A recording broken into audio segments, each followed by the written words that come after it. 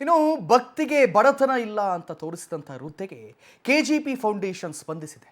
ಹುಬ್ಬಳ್ಳಿಯ ಅಜ್ಜಿ ಏಕಾಂಗಿಯಾಗಿ ತಲೆ ಮೇಲೆ ಗಣೇಶನನ್ನ ಹೊತ್ತು ಸಾಗುವ ವಿಡಿಯೋ ಸಖತ್ ವೈರಲ್ ಆಗಿತ್ತು. ಅಲ್ಲದೆ ಸಾಕಷ್ಟು ಬಡತನವಿದ್ರೂ ಕೂಲಿ ಮಾಡಿ ಉಳಿಸಿದ ಹಣದಲ್ಲೇ ಪುಟ್ಟ ಮನೆಯಲ್ಲಿ ಗಣೇಶ ಪ್ರತಿಷ್ಠಾಪನೆಯನ್ನ ಮಾಡಿದ್ಲು.